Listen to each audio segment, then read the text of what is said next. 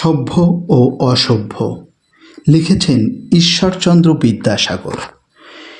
একদা আমেরিকার এক আদিম নিবাসী ব্যক্তি মৃগয়া করিতে গিয়াছিল। সে সমস্ত দিন পশুর অন্বেষণে বনে বনে ভ্রমণ করিয়া সায়ংকালে অতিশয় ক্লান্ত হইয়া পড়িল এবং ক্ষুধায় ও তৃষ্ণায় একান্ত আক্রান্ত হইয়া এক সন্নিহিত ইউরোপীয় বাসস্থানে উপস্থিত হইল। গৃহস্বামীর সন্নিধানে গিয়া সে আপন অবস্থা জানাইল এবং কৃতাঞ্জলি পুটে কাতর বাক্যে প্রার্থনা করিল, মহাশয়, কিছু আহার দিয়া আমার প্রাণ রক্ষা করুন। ইউরোপীয় ব্যক্তি শুনিয়া সতিশয় কোপ প্রকাশ করিলেন। যা বেটা, এখান হইতে চলিয়া যা, আমি তোর জন্য আহার প্রস্তুত করিয়া রাখি নাই।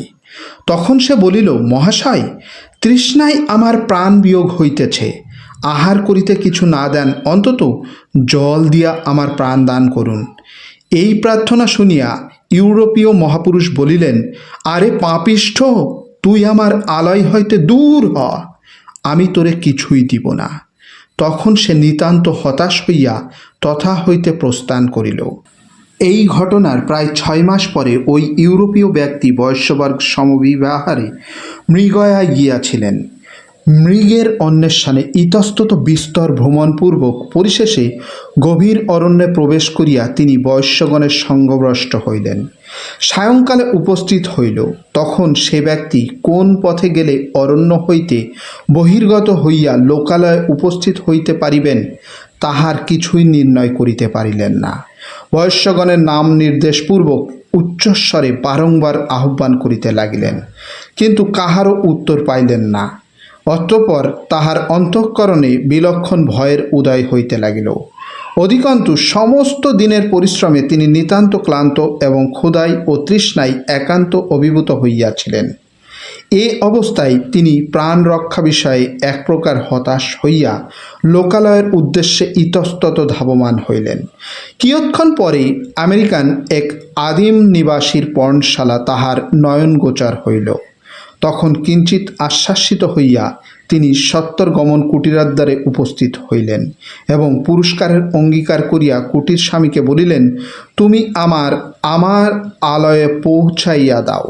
তাহার প্রার্থনা শুনিয়া সে ব্যক্তি বলিল, অদ্য সময় অতীত হইয়াছে, আপনি কোনো ক্রমে এ রাত্রিতে নির্বিঘ্নে আপন আলয়ে পৌঁছিতে পারিবেন না।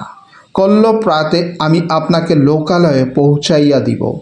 আজ আমার কুটিরে অবস্থিত করুন। আমার যা কিছু সংস্থান আছে আপনার পরিচর্যায় নিয়োজিত হইবে। ইউরোপীয় নিতান্ত নিরুপায় ভাবিয়া সে রাত্রি তদীয় কুটিরে অবস্থিত করিলেন। কুটির স্বামী তাহার আহারের ও শয়নের যথাসম্ভব ব্যবস্থা করিয়া দিল।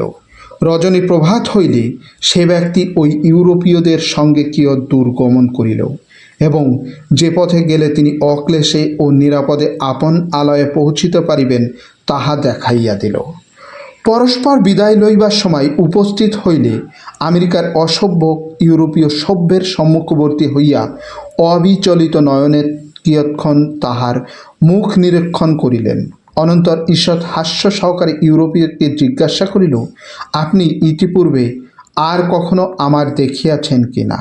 তিনি তাহার দিকে স্বাভিনিবেশে দৃষ্টি নিক্ষেপ করিয়া তৎক্ষণাৎ চিনিতে পারিলেন। দেখিলেন কিছুদিন পূর্বে যে ব্যক্তি ক্ষুধার্ত ও তৃষ্ণার্ত হইয়া তাহার আলয়ে গিয়া জলদান দ্বারা প্রাণদান প্রার্থনা করিয়াছিল, কিন্তু তিনি সে প্রার্থনা পরিপূর্ণ না করিয়া যৎপরণস্তি অবমাননাপূর্বক তাড়াইয়া দিয়াছিলেন, সেই অসময়ে আশ্রয় দিয়া তাহার প্রাণ রক্ষা করিয়াছে। তখন তিনি হতবুদ্ধি হইয়া অধোবদনে দণ্ডায়মান রহিলেন এবং কি বলিয়া পূর্বকৃত নৃশংস আচরণের নিমিত্ত ক্ষমা প্রার্থনা করিবেন তাহা স্থির করিতে পারিলেন না। তখন সেই অসভ্য জাতীয় ব্যক্তি গর্বিত বাক্যে বলিল, মহাশয়, আমরা বহুকালের অসভ্য জাতি। আপনারা সভ্য জাতি বলিয়া অভিমান করিয়া থাকেন, কিন্তু দেখুন, সৌজন্য ও সদ্ব্যবহারের বিষয়ে অসভ্য জাতি সভ্য জাতি অপেক্ষা কত অংশে উৎকৃষ্ট।